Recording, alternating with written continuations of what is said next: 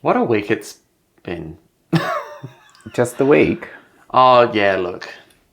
but yes. Yeah, I'll give you, I don't know, in particularly, well, it occurs to me all of a sudden that it is literally just over a week since the result was announced of the US election, which has had a pretty profound impact around the world. And to sort of get in and talk about a song like this when a person has been returned to office who is notorious for the separation of children from their family and the breaking up of families. It was a huge factor in his first presidency.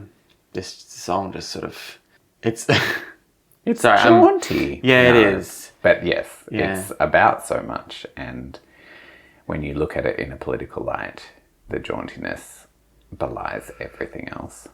Which is just, yes, one of those beautiful things about tea. I don't know, it's funny, I had to pee before we recorded this and I just had this sudden sort of wave of how profound this song actually is. We've just been sitting, chatting for about an hour over cups of tea and we're like, let's go in and do this. And sort of all of a sudden it's just occurred to me how poignant a piece of music it is and what a great choice it is for Scarlett to comment on a really key phenomenon in the sort of Western empirical colonialization. Hi, I'm Michael Earp. And I'm Bailey Turner, Welcome to Michael's Walk. the podcast.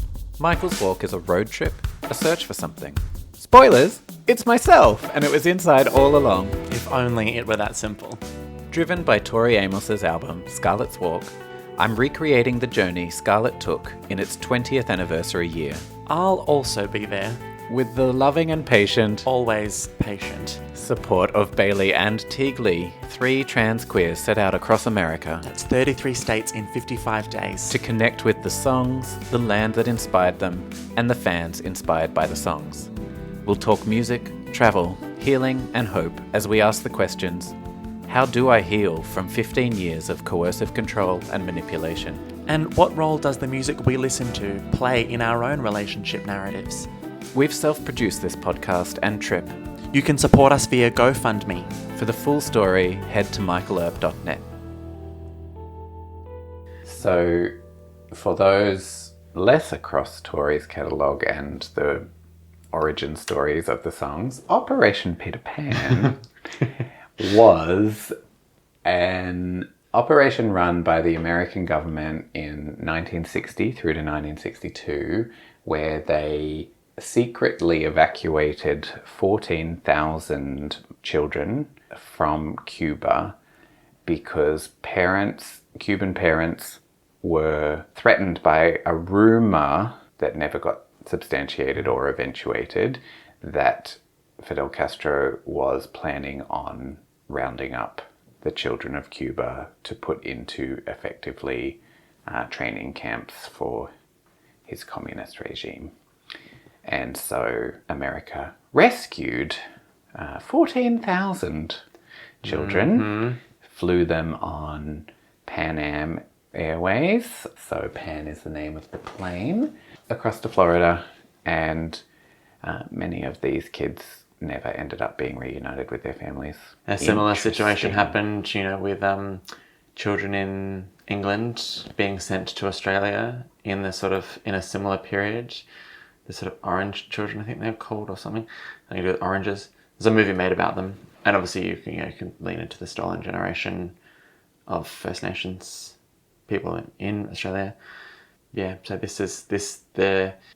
sort of the sweet tune belies a very dark story in American But what history. I do find interesting about this compared to perhaps the stolen generation kind of situation is that a lot of these parents genuinely Were on board, thought yeah. they were doing the right thing for their children because they had been convinced that something terrible was coming and they needed to save their children. I, having done zero research and a whole lot of speculation, am just curious where this rumor would have come from, which side of the water. Yeah, well, yeah, and depending on which side, who paid for that, Yeah. how much money was spent to, as you say, iterate that rumour on either side of the water. Yeah. exactly. Worth a read, dear listener. Look into this because it's still a tactic that's still very active. But yes, Operation Peter Pan is the song we're talking about. Yes. Today. Interestingly, maybe not so interestingly, but it's only in recent years that I came to realise that that's what the song was actually about. Oh. It was always just a cute little lullaby thing. I mean, even Tori says she wrote it as a lullaby for Tash to deal with separation anxiety. So it's interesting to not know the backstory and how I used to see it as a cute little, jaunt that referenced Peter Pan. And I mean, I personally have a vendetta against Peter Pan, the book, and now here's an interesting subject for the podcast. It's just one of those classics that I think it's had its time. It doesn't need what's the word I'm looking for? Stop making movies of it. Stop using it as an archetypal story. It's not a canon that we need, and it's ready. It's had its day, and so I was like, she wrote a song that references this book and yada yada yada. Also linking it back to the greater Michael's Walk project, like in the middle of my, abusive relationship, I would, sometimes smile wistfully at the boys can be so dumb sometimes, because even as a form of downplaying the abuse that I was going through, I was just like, that's just boys being boys, kind of thing. Yep. I think many of us have gone through moments in our relationships we've gone, silly boys, silly sausages. They can be so dumb sometimes. And kiss Pedro for me, or maybe I'll just kiss him myself, please, and thank you. Yeah, for sure. Assuming that Pedro is a full-grown man. Yes. And if, your name is Pedro, and you're listening to this, call 555. And you're keen for a kiss, for a good time, call. Oh, goodness. Do you think did this sort of content, play out in the walk for you at all? Did this ever come to you about, if you think about the walk and the journey that we went on, is there anything that you connect to this? I mean, I would have thought about it while we were in Florida. I would have, I certainly think about this song when I'm on a plane. Even just for whimsical reasons. I don't know. There are lyrics in there that can be tied to a more relationship-focused narrative. Things like Pedro says, "I will forget him in days. In my new life, no room for a lost boy," and that starting again, and then because if I look at my life post ending that relationship. And the people that come and go. In fact, I dated a South American guy for a time, but there's no room for a lost boy, kind of. Oh, he was a lost boy, that one. It's an interesting one that is as light and frivolous as it is absolutely not. Yeah, there's something very, I don't know, just sort of, maybe it's just in the musicality of it, there's something that really is taking me back to Woodstock. And thinking about our time there, we were there for a couple of days, and just there's something about the need for. I remember that being such a restorative component of the trip for us to just process and just take a little bit of time to be around a family of people, and kind of we were there in their family, we weren't at the same time, and we were just sort of trying to. But I also loved that moment for us because we wouldn't, our whole trip was not the center of attention. Yeah, 100%. We were there to witness a huge family gathering and a celebration of another kind. And so for us to become background characters for a couple of days was so wonderful. Oh yeah, it just gave us such a relief. It was such a relief to just kind of just be able to just take a breath. Yeah. Yeah, I remember just valuing that time so much, and there's something really beautiful here about, chasing the demons away, and this is where I'll be waiting, and it's second to the right, straight on till morning. Like there's just something so like Woodstock was such a magical place as well. It felt like stepping back in time. I felt like I was sort of in 90s new age peak, being there, and I loved every second of Woodstock. You were on the set of Charmed, weren't you? I was. It felt like that. I felt like, it was like Gilmore Girls, Charmed, something blended, and I was having the time of my life there, and I do wish that we'd had a bit more time there, and I do wish that I had spent my time there differently, because I certainly I lost a chunk of that time to a dalliance with someone who wasn't really worth the time that I spent. Boys can be so dumb. Boys can be so dumb sometimes. Perfect, yeah. Although he did buy me a lovely lobster bisque and it was really yum. Well, there you go. Yeah. Close your eyes and think of the bisque. And you know I did. And you know I did.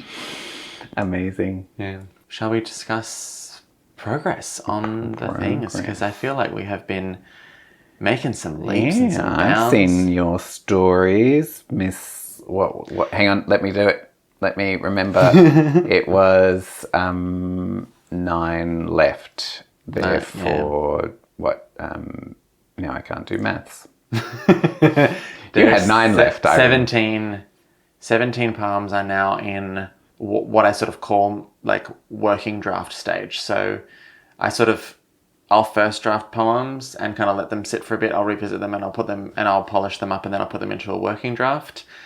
And they just kind of sit there like that, where I might tweak something every now and again, but I'm happy for them to sit there and call them completed, because I won't change much of the structure or the shape of them from working draft stage. And then what I then do is, once I've written all of them, then I review them as a whole, and that's when we start to get from working to final, because I have to look at them as a collection of works.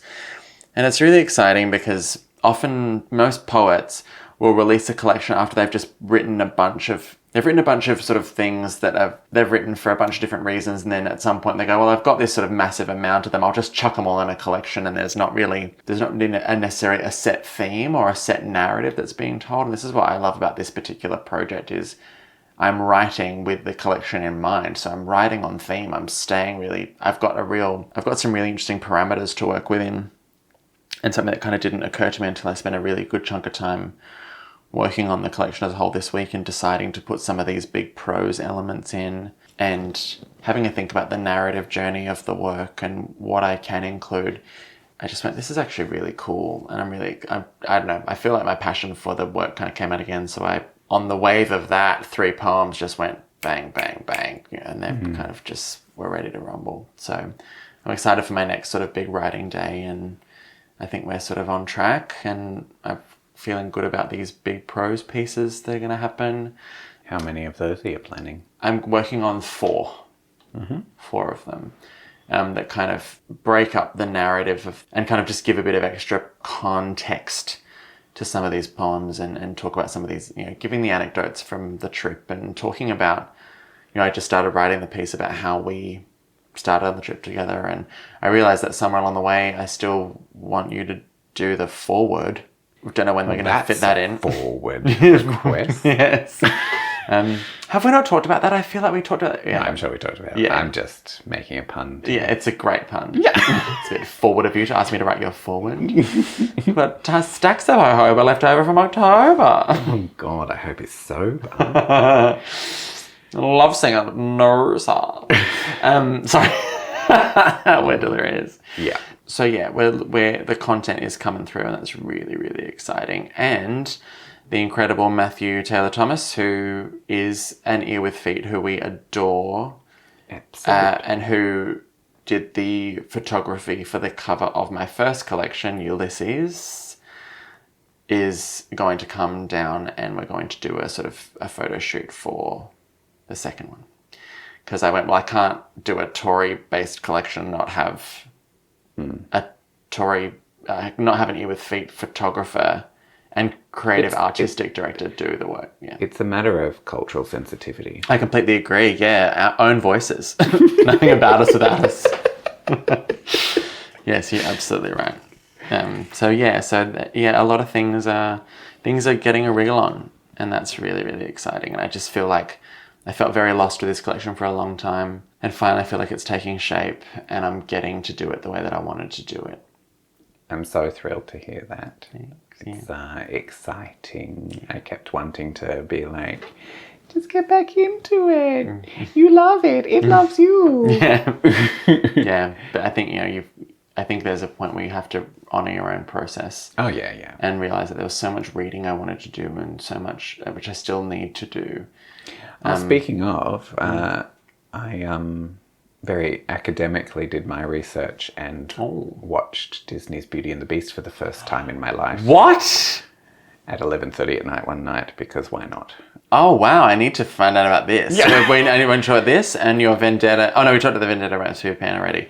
This is like Disney Revelations. So we had a discussion about Beauty and the Beast and what it means and how it kept on cropping up in the book because of Bailey's obsession, and I was approaching it from a completely, all I knew about it was the traditional fairy tales on which it was based, and they're rather problematic, so why are you so obsessed? And we had a really great chat about that, and pointed out that you had seen Beauty and the Beast by Disney before knowing the fairy tales, and saw it in quite a different light, and so I thought, well, I'm going to have to watch it just so I know. Just to get a sense of... And I was pleasantly surprised at how much they avoided a lot of the problematic elements of the traditional fairy tale. Which is pretty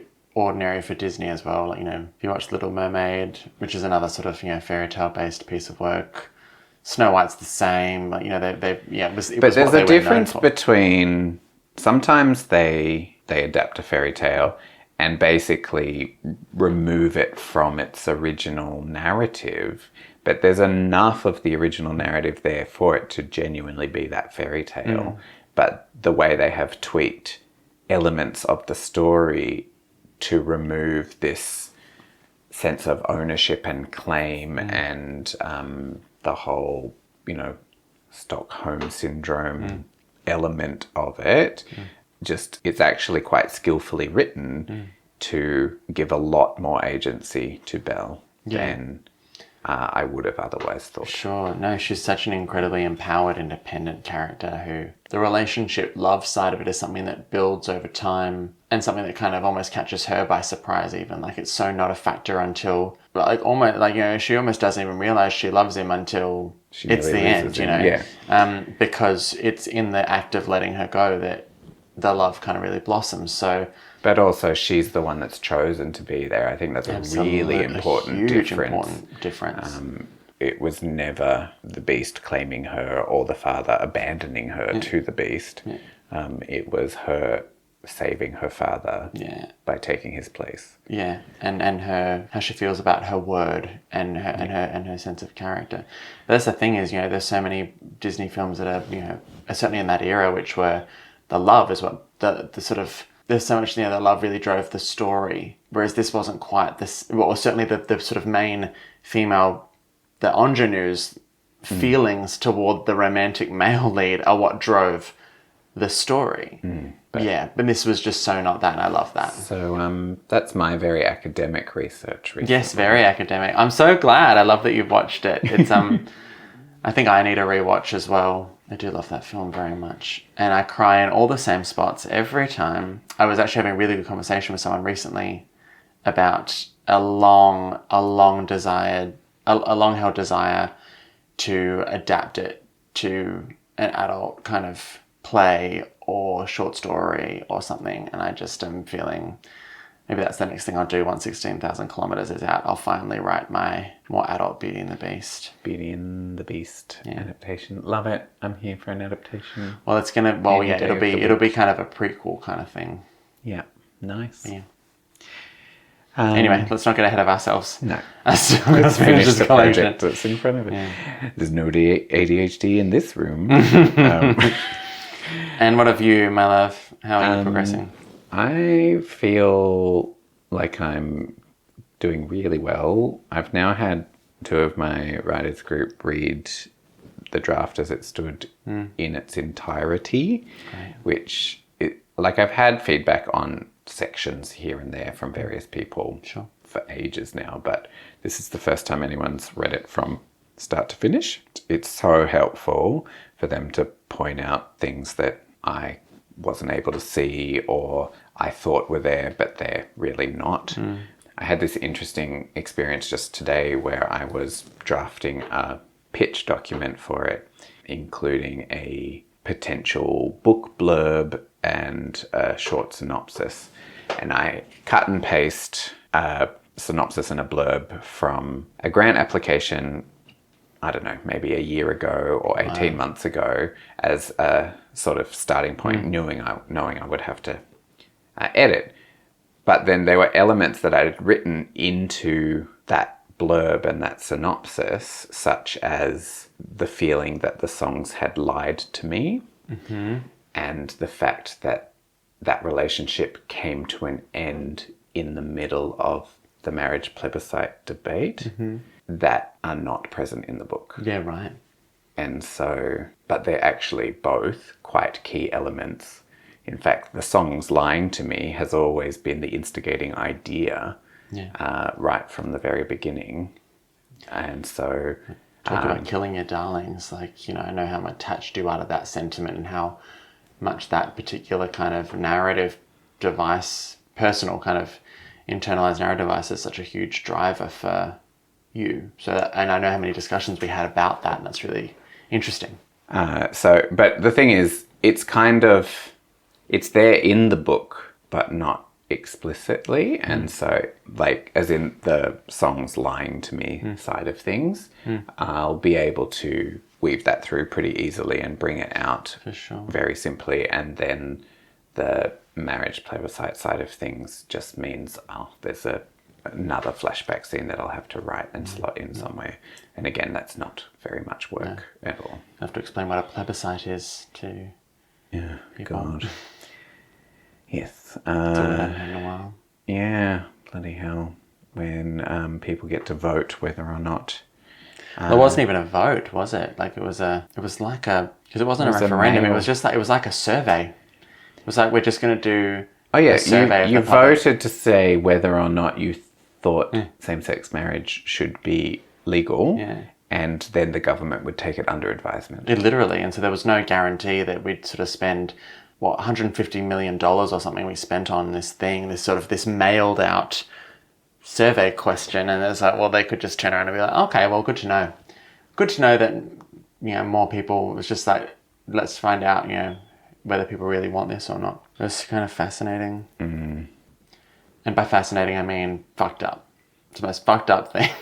Yeah. It was such a, and very dark days. So, but it was quite difficult for me to be publicly championing gay marriage at the same time as desperately terrified that I would end up in one. Yeah. And then when they announced the victory, I wasn't even living in my own home because my ex refused to move out. And so I had to basically shut myself in my friend's bedroom where I was staying and block out the world for the entire day and just bawled because I couldn't face what I had just escaped. Yeah, sure.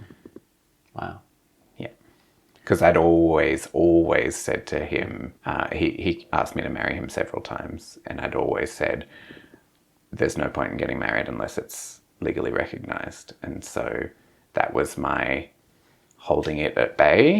And as soon as it was legally recognized, I knew he would try again and I wouldn't have that excuse. Yeah, and you knew that you wanted not to do it. Yeah.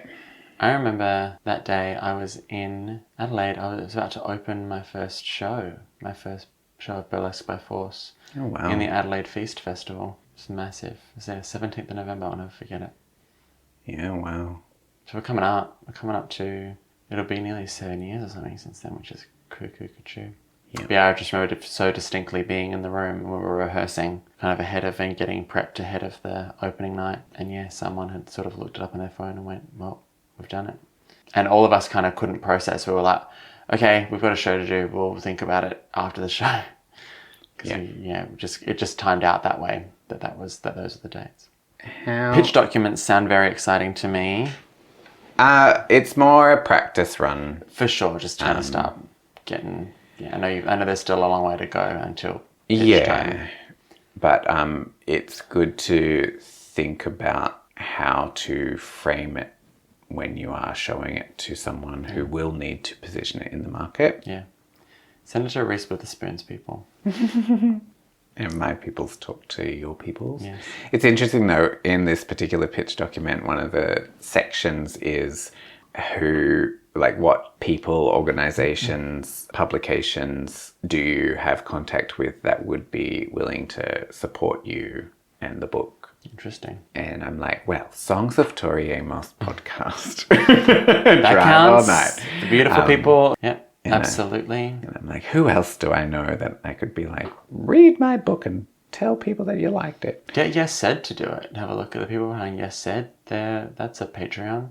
I reckon they'd be making king. If anyone's listening and you yourself are that person, or you know someone who might be good to put said book in front of, please let me know. But it's certainly not vital at this point in time, but it's more just a good thing, particularly like a big name author who has written in a similar space, be that memoir, travel, writing, music, domestic abuse, take your pick. Oodles to choose from. It crosses so many Venn diagrams. Yeah.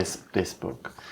I'm excited to read it because I think that gets to happen sometime soon. I get to read it soon. Well, when I'm done with my little tinkering in the next week or two, it's all yours if you want it. Gosh, that's so exciting. Which will be fantastic. It will be. Yeah, well, I can't write your forward until I read the damn thing. I'm not writing a forward for something I've not read. Well, no, once the collection is ready, then you can write the forward, It's true. I've obviously got the dedication, which is finished, and I want to have the forward, and then I want to have like a kind of page for just a quote, which is from a cafe in Santa Fe. It was just this great thing that I read about this woman. It was an obituary for a woman who was a part owner of this cafe that we were in, and it was like she was famous for having this toast that she would do all the time, and it's like, here's to us, but if we disagree, then to hell with you and here's to me. It's like, I just love that. It's like, it's just this character. I was like, I feel like that has to have its own special place. Here's to us, but if we disagree, to hell with you and here's to me. There's just something so American about that. There's something just so the American philosophy. Well, that makes me think of the random cafe in Yarmouth that we ate in. It was very casual, but we walked in and on the door there's a review, and it was like, the food here is great. I would definitely eat here all the time. And then it was attributed to the owner. Oh my God, I forgot about that. That's fantastic. But interestingly, I just finished a book the other day and then was listening to the acknowledgements on an audio. And it got me thinking about when I get to the acknowledgements for this, like who will be thanked and all of that jazz. And like part of it will be thanking everyone by name who supported the GoFundMe and us during the trip, etc., etc., etc. And then I was like, and wouldn't it be funny to then have a line with no thanks to all of the creative funding bodies who gave me diddly squat. Yeah. I think there is something in that because it was a factor. It was a big factor that we were on our own. All we had was our community. We had, I think, and I certainly do think there's something in like that did something to us. That kind of there was this real sense of we've got a whole ass to get this to work because we're not running on any kind of slush. Yeah. And there are debts from that trip that I know I'm still paying off. Like, now over 2 years later, I'm still paying off, debts accrued on that trip. Like, there's definitely some merit in being really clear on what it cost us, to sort of make it there. Like, I applied for so many grants for that book, both before we went to help with the trip, having paid for the trip and being like, I paid for this trip. This is how committed I am. Please help me pay for my riding time, and getting nothing. Yeah. But I mean, grants are so competitive. It's a bit ridiculous. Yeah, and I think doing a sort of international kind of anything was just something that was, there were just, I don't know what factors there were, but anyway, here we are. But yeah, I think there's absolutely room for acknowledging, no thanks to you. With no thanks to any government body. So let's swap some songs, some songs. The first one I wanted to throw in is a song called Jessie by Mia Dyson. And this is about, reading about what Tori's reflected about Operation Peter Pan. She talks about the separation of families. And this song is one that I've loved for many years from the perspective of a young woman, who has a child. And in Australia, there was a pretty common practice, sort of particularly in the 60s, where if you had a child out of wedlock, or if you became pregnant out of wedlock, particularly as a teenager, you were sent kind of, to stay with your aunt for a bit, but they'd actually be sent to a sort of boarding hospital to do out your pregnancy, have your child, and then that child would be removed and it'd be adopted. They stopped the practice because they realized how harmful it was to these young women, some of whom wanted to keep their children, but, social custom of the day didn't permit it, and because of the reputation, the financial struggles, and independent women didn't have those sorts of independences that they do now, or we do now, I should say. Anyway, this song is sort of from the perspective of one of those young women, and it's about, Jessie, did they change your name, and where are you, and just living with the difficulty of not knowing where her firstborn child is. And so it's just a beautifully sort of done song as well. And the other one is Big Jet Plane by Angus and Julia Stone. I love how I've picked Aussies. That feels nice. Wow, I really hope Angus and Julia Stone are Aussies. I'm sure they are. I couldn't tell you. Yeah, right. That could be embarrassing. Once again, just a really romantic kind of song with a kind of dark undertone to it. But yeah, about flying away. And it's romantic, but it's also somewhat a bit grim somehow. But I love it as a song. It's beautiful. Big Jet Plane by Angus and Julia Stone. Those are mine. What do you got? So to tie in with the plane thing, the parental thing. Oh, sure. Initially, there's a song by Rosie Thomas, who I absolutely love, called "Even My Best Won't Be Good Enough." Oof. And it is that quest of the parent to try and try, but knowing that you will fail your child in some way, shape or form. Wow. And I think that reflects this narrative of these parents who believed they were doing what was right. Yeah, sure. Yeah, that's that one. And then taking the plane element, but then tying it back into the more relationship narrative. Fly to You by Caroline Polachek, Dido and Grimes. What a fucking trio. What an iconic trio. That's amazing. So random. I would not have thought to put them together, but it works so well. And hook line is, "Ooh, I fly to you after all of the tears, you're all I need." But then the way the song sort of circles and repeats, you come to realize that this is a toxic situation. And even though you need that person, it's clear that it's not the right thing to be doing. Yeah. I really love that song. Sounds a lot like You Do by Amy Mann, which I love. And it's like, it's this refrain that kind of follows the song of like, well, and you do, and you do, and you do. Oh, like, yeah, you've played that for me. Yeah. And just like sort of it turns around about, and it does sort of turn into a statement of kind of, empowerment, which I love. While you were talking a second ago, I also thought of, I think it's called The Mother Song by Amanda Palmer. Have you heard this? It's like... I may have heard it once. Like the whole... It's basically just verses about her making some really serious errors of judgment when she's first become a mother, and the sort of chorus is just, well, at least the baby didn't die. Oh, I have heard this. So, like, as a song, it's so funny, but it's also so good as a sort of reflection on how hard it is to become a parent, and how you really don't, there is no manual, and you just do your best, and you kind of just have to hope that the baby doesn't, die. Yeah, that's literally it. So, anyway. And then to lighten the mood and to wrap up, a little bonus track. Yes. Which ties in with both the child element and the plain element. Flying Giggle Ship by Giggle and Hoot is actually really delightful. I was once sent this... I've watched Giggle and Hoot in a very long time. I don't think I've ever watched it, but I had a friend who... when her children were very young, she was watching a lot of kids' television, and I used to make mixtapes and mix CDs for her all the time. And I used to either pick a theme and do it all to a theme, or ask her to pick a theme, and then I would build the song for her. And for her birthday every year. And so one year she's like, Michael, I'm obsessed with this song. It's from Giggle and Hoot, and I'm sorry, but it's actually really good if you just ignore that it's from Giggle and Hoot. And I listened to it, and it's super cute and just a light, jaunty kind of Operation Peter Pan style song. But flying in our giggle ship, here we go. Yeah, right. It takes me back to like when... So when I was young, I grew up with two younger siblings who were 5 and 8 years my junior. So I'd gone when I moved in with my parents, my dad and my stepmom and the two other kids, obviously they were watching things a lot younger than I was kind of watching, and my peers were all watching, Moulin Rouge, and I'm still watching High Five.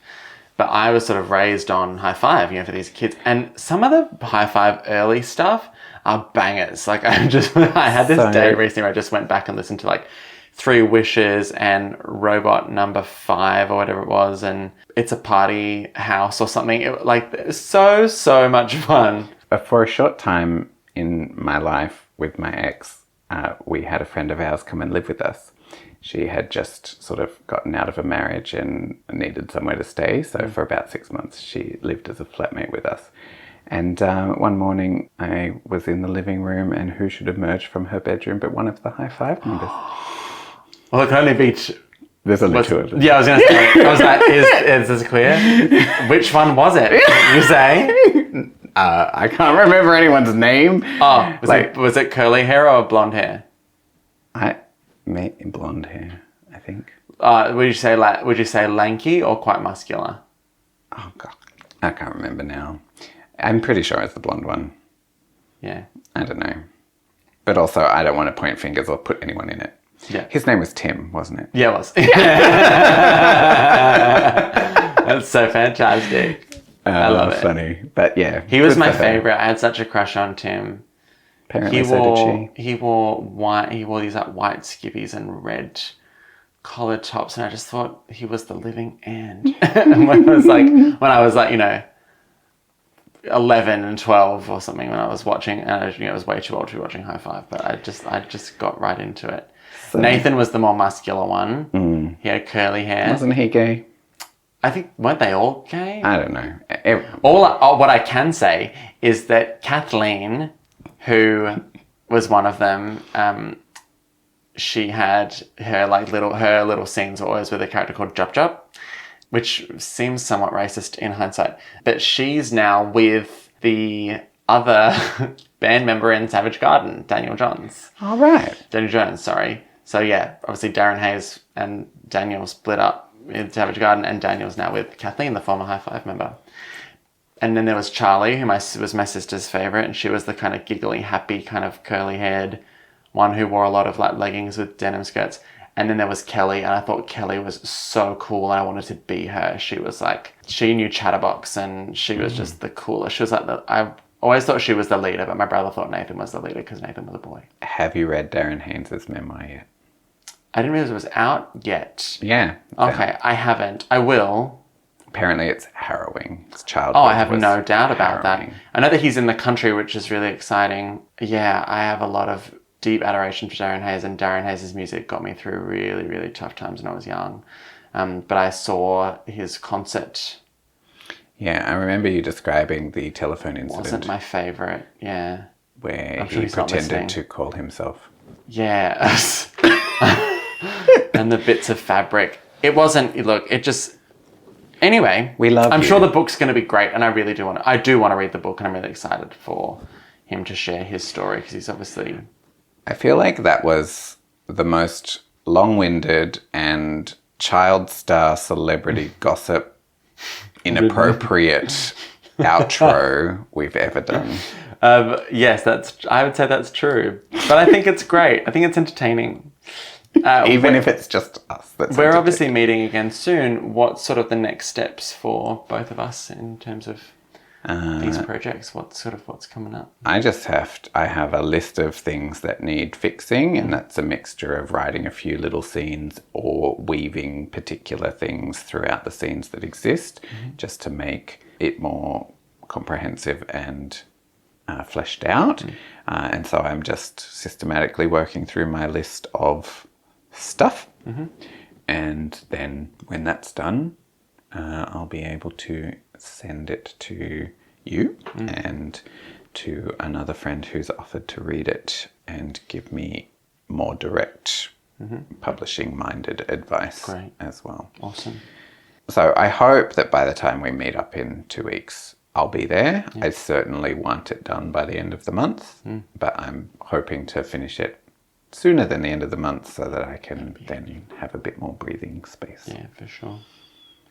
How about you?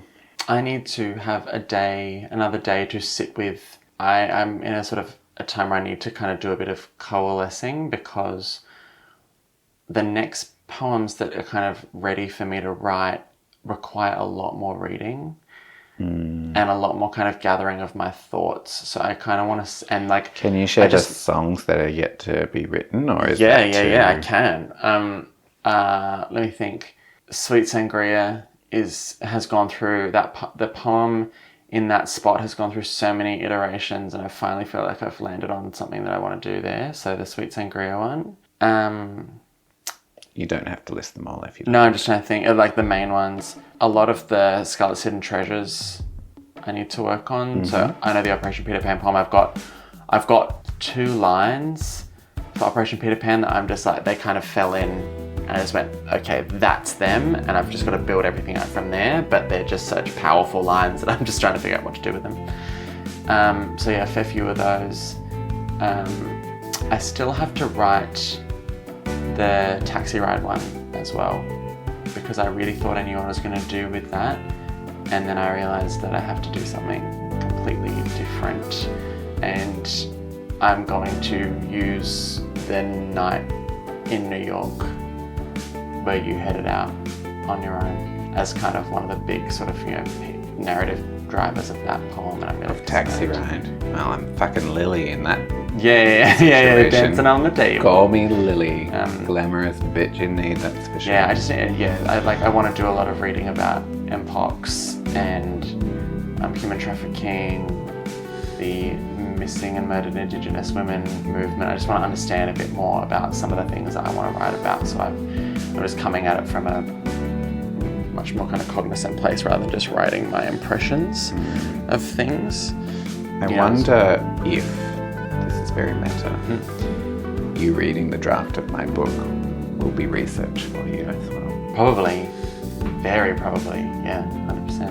And it's going to serve really well in the sort of between working and final draft, I think, to just sort of bring back little anecdotes, and particularly with those prose moments, because the prose sort of chunks are going to be so much more about.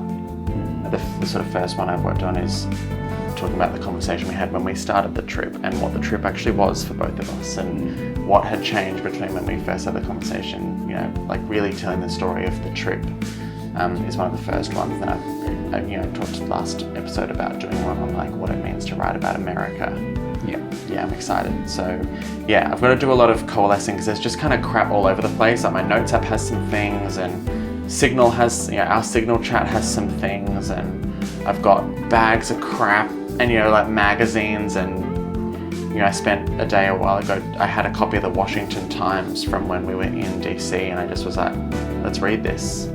Let's actually have a look at what was kind of happening at the time, and what do I want to write about in just like, I brought back all of this really great minutia. Great giant red text to encircle things in the paper, or is that too filmic? Nah, it might be a bit too filmic.